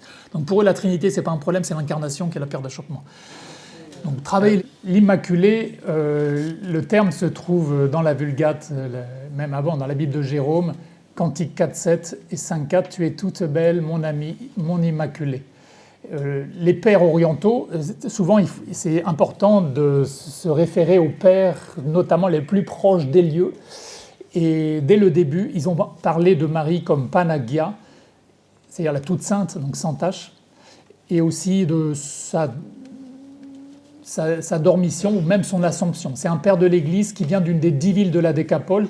Si vous allez en Jordanie, en face de Jéricho, qui est aujourd'hui au pied des collines de Judée, vous avez un oasis parallèle côté jordanien qui s'appelle Livia, et c'est une des 10. Donc le texte dit Jésus parcourait la Décapole, qui inclut aussi Amman, Philadelphie sur la hauteur. Et donc c'est une ville évangélisée par Jésus. Et on a un père de l'Église qui s'appelle Théotègne qui dit dès le 5e siècle que Marie est immaculée et qu'elle est montée aux cieux. Donc c'est pas une invention de l'Église. Et maintenant donc on peut parler un petit peu du plus grand témoin de cette tradition-là pour compléter la tradition latine, celle qui a le plus insisté sur Marie Immaculée.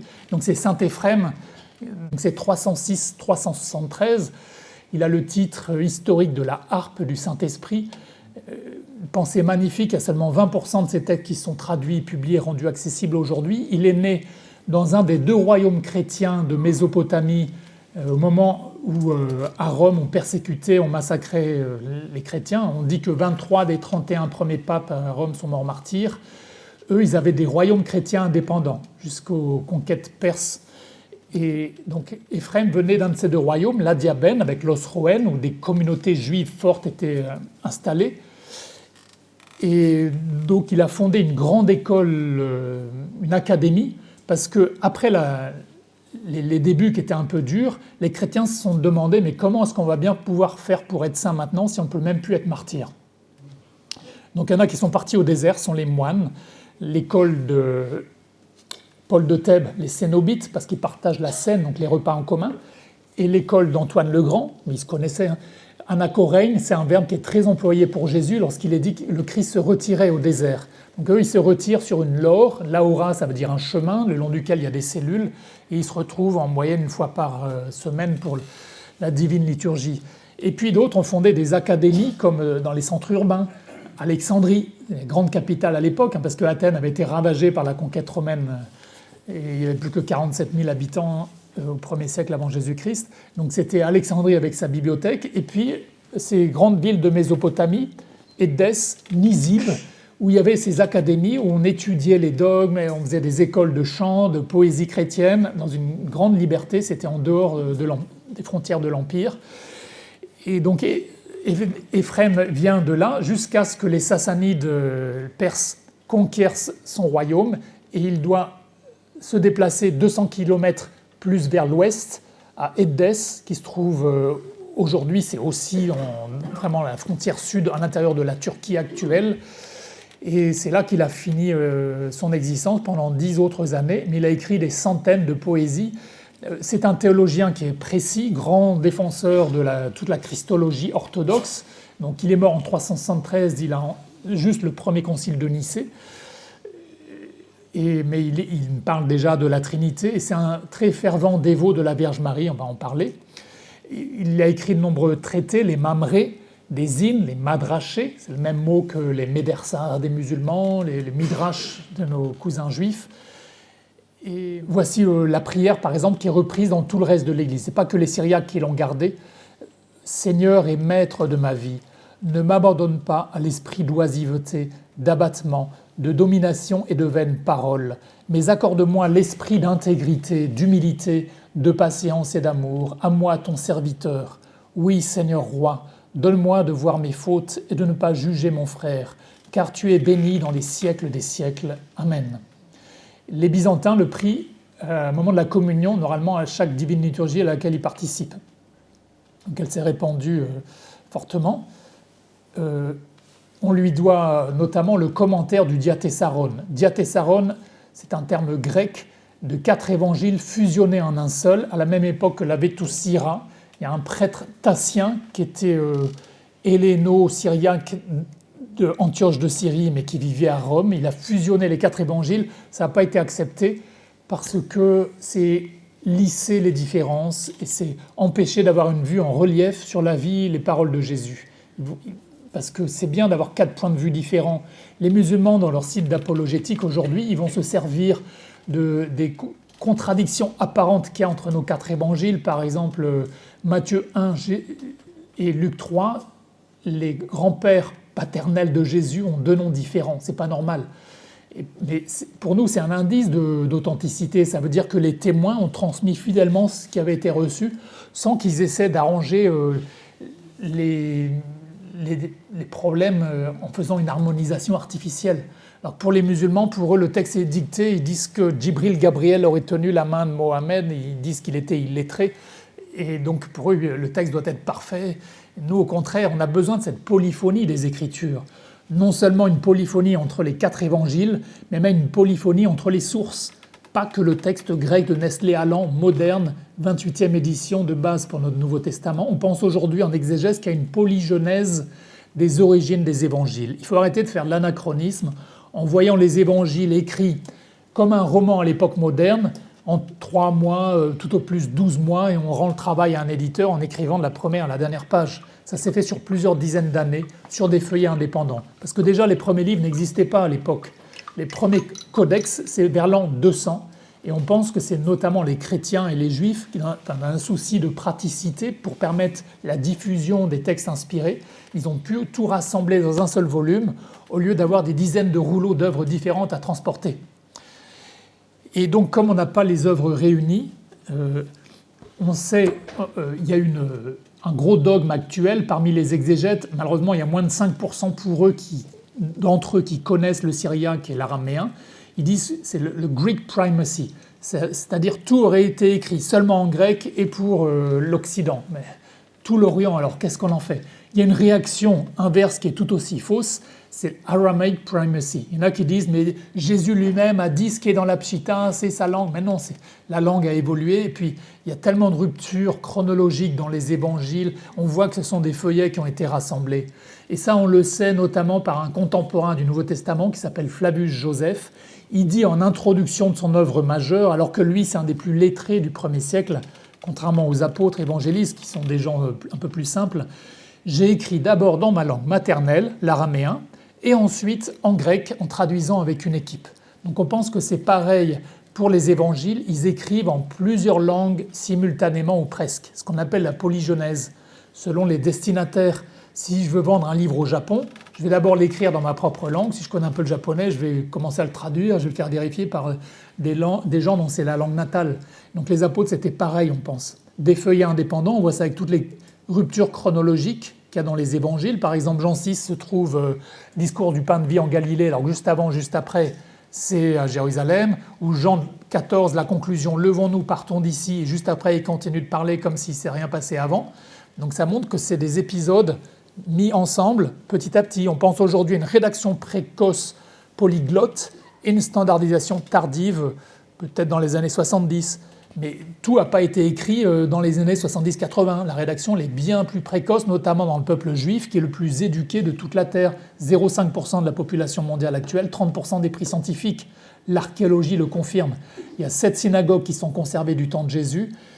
Et à chacune, il y a un Beth Midrash adjacent, c'est-à-dire une maison de l'étude où ils travaillaient, garçons et filles aussi. Ils apprenaient à lire dans le livre du Lévitique. Si vous allez aujourd'hui à Jérusalem, les quartiers un peu juifs orthodoxes, on entend les petits-enfants qui apprennent à lire directement dans le livre du Lévitique en cantilan, donc dans le texte sacré. C'est ancien.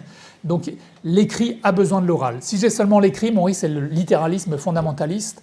Si c'est seulement l'oral, c'est la création tout le temps. Et ça, c'est pas concevable pour un texte inspiré. On doit respecter chaque iota, chaque point sur le i, chaque trait, dit Matthieu 5, verset 18.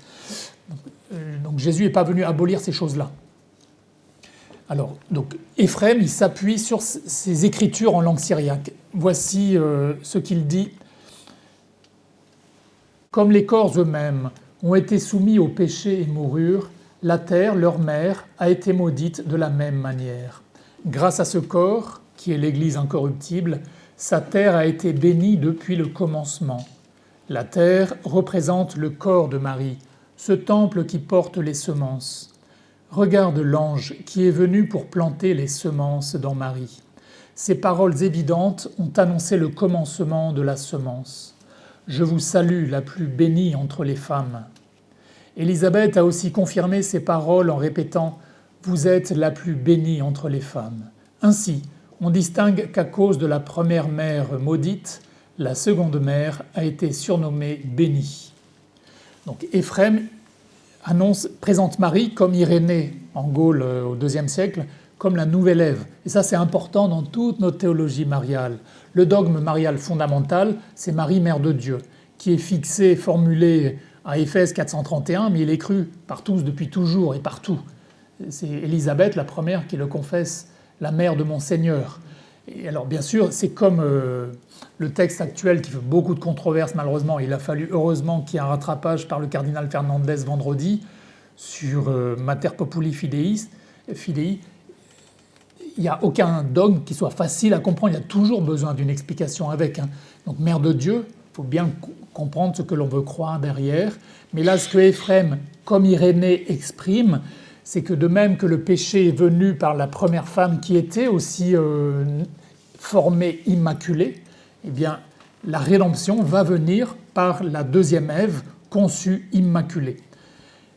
Et ce rôle est important, Marie, dans sa participation à la rédemption. C'est ce qui manque dans le document actuel de la doctrine de la foi, qui est simplement une note théologique, donc c'est le degré vraiment inférieur. Attention, dans tous les documents qui sortent de l'Église, il ne faut pas les prendre par ordre chronologique de sortie.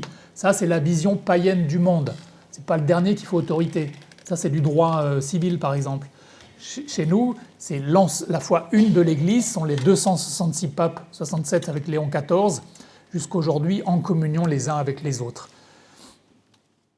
Les textes, je vous en ai mis plein d'autres, ça vient des hymnes sur la nativité et des hymnes sur les paradis. Ce sont tous des poésies syriaques, donc très incarnées. Par exemple, il va présenter Jésus comme de la viande fraîche. C'est une manière choquante pour nous de parler. Une des variantes, par exemple, il n'y a pas de différence fracassante. Dans ces évangiles-là, vous n'avez rien en moins que les évangiles habituels en grec. De toute façon, à chaque fois qu'il y a une différence, on l'a mis en italique avec la version grecque en note de bas de page. Mais par exemple, Jean 1,14, le Verbe s'est fait chair, le syriaque dit « le Verbe est devenu corps ». Parce qu'à moins d'être boucher ou chirurgien, la chair, on ne la voit pas. Alors que le corps, je vois vos mains, votre visage, je peux embrasser mes parents. Le corps, c'est palpable, c'est concret. La chair, c'est un concept, sauf certains métiers exceptionnels. Et tout est de cette manière-là très imagé et poétique et symbolique dans la pensée syriaque. Chez Éphrem et le deuxième grand représentant, il y en a d'autres, mais ce sont les deux principaux sur la Vierge Marie, Éphrem et Jacques de Sarrougue. La particularité, je vais vous résumer un peu l'enseignement particulier qu'il a à nous apporter par rapport aux grands auteurs sur Marie de la tradition occidentale. Le rôle de Marie, nous dit Éphrem, comme les champions de la mariologie actuelle, c'est la coopération de Marie à la rédemption. Si on minimise ce qu'a fait Marie, eh bien on finit par minimiser aussi la puissance, la souveraineté et la faculté de racheter le monde entier par Jésus. Et c'est ça le drame. Il ne faut pas exagérer non plus. Et pour ça, il faut préciser les choses toujours, mais pas en allant dans un souci de réduction, de mauvais écuménisme, dire moins sur Marie que ce qu'elle est. Donc, ce sont des théologies qui sont très très bibliques, très symboliques aussi, et très incarnées. Le symbole ne s'oppose pas du tout. Parfois on dit ouais, c'est complètement symbolique, abstrait, mais non. Symbolos, c'est ce qui s'oppose à diabolos, celui qui disperse le diable.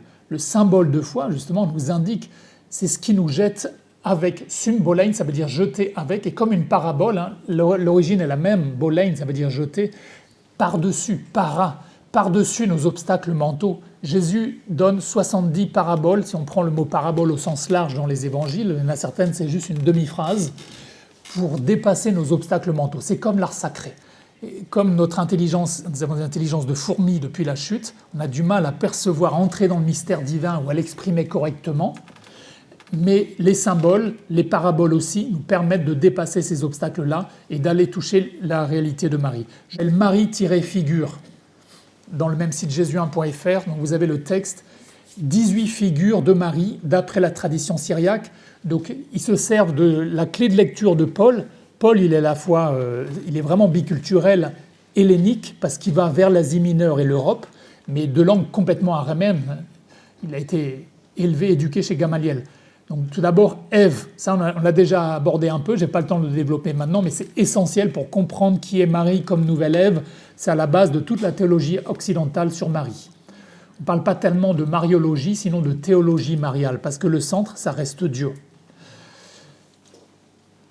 Sarah ensuite, parce qu'elle est matriarche, mère du fils de la promesse, Isaac, qui sera offert en sacrifice. Il y a des passages du Targum qui dit qu'Isaac, en Genèse 22, a été vraiment sacrifié et que Dieu l'a ressuscité pour annoncer le sacrifice du descendant Jésus, le fils unique du Père. Vous avez Rachel qui pleure sur ses enfants, ça c'est cité par l'Évangile lui-même, qui est une force d'intercession pour ses enfants, comme Marie. Vous avez Myriam aussi, qui est très citée par les pères syriaques. Myriam, la sœur de Moïse. On connaît un personnage du Nouveau Testament, quand il n'est pas tellement développé comme Joseph ou certains Élisabeth, par les personnes qui ont le même nom dans l'Ancien. Alors si vous prenez vos Bibles, vous n'allez pas trouver une Élisabeth malheureusement, parce que nos Bibles sont infidèles au texte. Mais Élisabeth, c'est Élisheva, eh bien, c'est la femme de prêtre. Comme Élisabeth était femme de Zacharie, Élisheva était femme d'Aaron et mère de prêtre aussi, comme Élisabeth du Nouveau, qui était mère de Jean-Baptiste, qui est prêtre aussi. Il n'est pas là où les pharisiens l'attendaient au temple, mais désormais au désert. Donc Myriam dansant comme Marie le jour de la visitation, après la libération de l'esclavage près de la mer Rouge. L'Arche d'Alliance, évidemment, qui contenait les 3 objets qui annonçaient Jésus, ça c'est facile, il y a un rappel pour les amnésiques dans l'Épître aux Hébreux. L'Arche d'Alliance de l'Ancien Testament contenait le bâton d'Aaron comme Jésus, le bon pasteur qui a son bâton, les tables de la loi comme Jésus qui est le Verbe éternel, et la part de manne comme Jésus qui est le pain de vie. Donc si vous voulez connaître Marie, creusez ces figures dans l'Ancien Testament. Il y en a d'autres. Déborah, il est dit d'elle en Juge 5-7, élevée comme une mère au milieu d'Israël.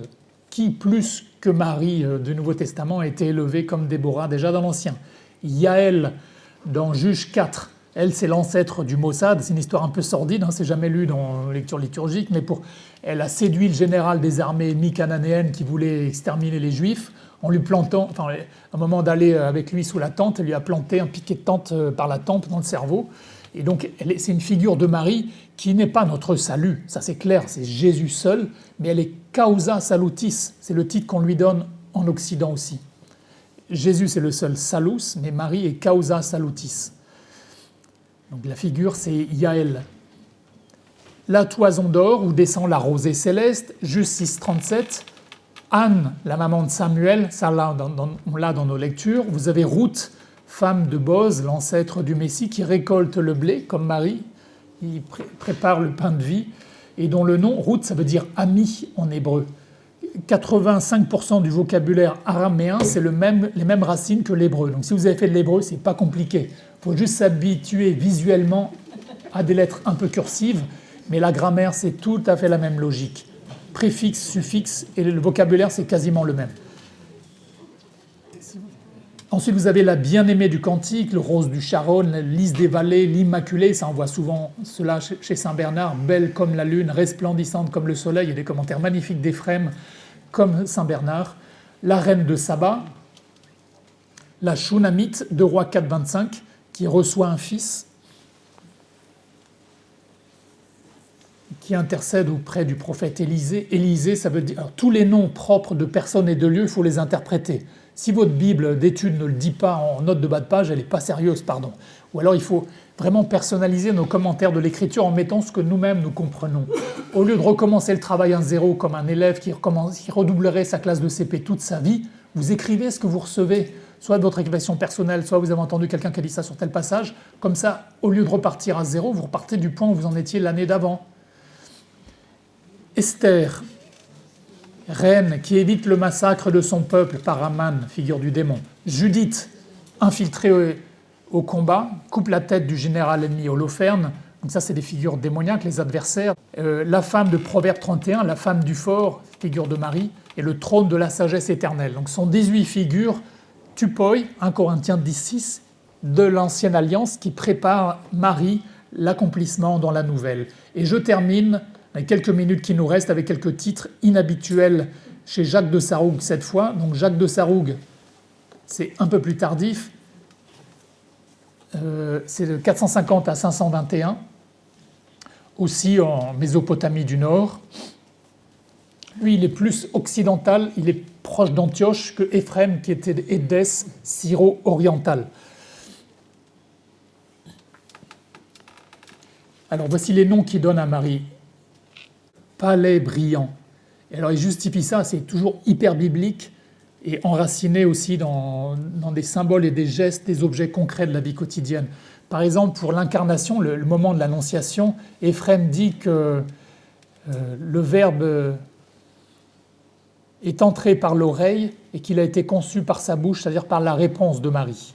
C'est des images, ça nous semble complètement pas précis, conceptuellement, c'est pas habituel, mais c'est tellement incarné quand on lit les passages dans son commentaire du Diatessaron, collection source chrétienne numéro 121. En France, on est gâté parce que cette collection, elle est inégalée. Il n'y a aucune autre langue qui a le tel corpus des textes patristiques dans toutes les langues anciennes rendus accessibles. Alors, il n'y a qu'une petite partie pour le syriaque, mais ça commence de plus en plus. Palais brillant, temple pur, char céleste. Donc la référence est notamment le char de feu de Élie en 2 Rois 2, et puis toute la littérature des chariots dans les passages apocalyptiques d'Ézéchiel qui visitent les palais de Dieu dans les cieux. Autres images, le nouveau puits. Alors le puits, c'est symbole de fécondité et d'alliance, et à chaque fois c'est justifié avec des versets. Ils sont beaucoup plus appuyés sur l'Ancien Testament parce que c'était un christianisme très juif d'origine. Tabernacle, appelle-t-il Marie, la nuée du mont Sinaï, la porte close du jardin, la lettre scellée. Alors là, il évoque les 2 lettres, les 2 premières fois qu'on nous parle de lettres, c'est à propos du roi David qui envoie Uri à la mort, et aussi ensuite avec Jézabel pour voler la vigne du pauvre Naboth. Et il dit, par ces lettres sont venus des péchés d'abomination. Eh bien, Marie est la lettre scellée par laquelle nous a envoyé la bonne nouvelle de la rédemption. Ce qu'on appelle la lecture typologique, ce que les Juifs appellent un tikkun, c'est-à-dire une restauration. Quand il y a un mot, une catastrophe du péché qui est écrit dans l'histoire sainte, vous avez un mot, le même, qui est employé pour dire ça, Dieu vient restaurer par la grâce. Et c'est magnifique. Il n'y a plus besoin de désespérer quand on entre dans cette lecture sémitique de l'Écriture. Terre non labourée. Donc là, il insiste sur sa virginité, pas pour critiquer le mariage, au contraire, il faut estimer beaucoup la virginité pour dire honnêtement du bien du mariage et réciproquement. Si on dit du mal l'un de l'autre, c'est qu'on a vraiment un problème. Mais c'est pour dire que c'est ce qui convenait à la maternité universelle de Marie. Il y a un autre problème de la note récente, c'est de dire Marie seulement mère du peuple fidèle. Mais non, c'est pas suffisant. Les pères ont été beaucoup plus loin. Marie est mère de beaucoup plus que du peuple fidèle. Et donc si Marie avait eu d'autres enfants, elle aurait eu besoin de s'occuper par devoir d'État d'abord de ces autres-là. Bon, il y a plein d'autres preuves citées bibliquement de cette virginité continuelle de Marie. Encore, autre titre, la toison de Gédéon, la ville forte, le vaisseau du trésor. Alors là, c'est un des plus beaux titres qui justifie aussi par la barque dans laquelle est monté Jésus, par l'arche de Noé, et la jarre neuve d'Élysée. L'origine de l'eau bénite exorcisée avec le sel, c'est pas de la superstition. Nous, surtout en France ultra excessivement cartésienne, on a souvent désincarné la foi. Dans l'histoire de la pensée, je vous ai parlé de Thomas d'Aquin et Bernard qui citaient l'écriture à chaque phrase, et une génération après, avec la néo-scolastique, il n'y a plus rien, et on a cérébralisé de plus en plus, avec notamment Occam, qui est pourtant un saint, Guillaume d'Occam, mais c'est ce qu'on appelle le nominalisme, qui consiste à dire que la vérité, elle est dans les noms, et non plus dans le réel perceptible. Ça a désincarné petit à petit avec Descartes ensuite, la pensée suffit, puis on a empiré avec Kant et Hegel. Et le résultat, c'est les catastrophes, les drames du XXe siècle. Alors que eux, c'est très incarné dans ces titres de vaisseaux. Donc, Thérèse d'Avila dit que quand on fait un signe de croix, le démon s'en va, mais il revient après. quand on met de l'eau bénite, bon, il n'aime pas ça du tout, parce que la bénédiction au nom, au singulier des personnes de la Trinité a été prononcée dessus, et il n'y a pas d'autre nom par lequel nous devions être sauvés que le nom de Jésus. Entre parenthèses, c'est celui qui rend tout puissant le « Je vous salue Marie ». Quand Marie apparaît à Lourdes ou Fatima avec le rosaire, c'est pas qu'elle se prie elle-même, c'est une prière ultra christocentrique. Il n'y a pas plus christocentrique et biblique que le chapelet. Mais elle dit, quand c'est avec l'eau et le sel, là, le sel exorcisé, c'est révélé scripturairement. Il y avait un esprit de mort dans la ville de Jéricho, toutes les femmes avortaient, spontanément, naturellement. Et donc ils appellent l'homme de Dieu Élisée, qui, avec cette invocation, jette le sel dans l'eau, et il purifie toute la ville des esprits de mort. Et donc quand l'eau s'évapore, le sel reste, et le démon ne revient pas. Donc dans les exorcismes, ça fait partie du rituel de Léon XIII, avec la grande prière de Saint-Michel.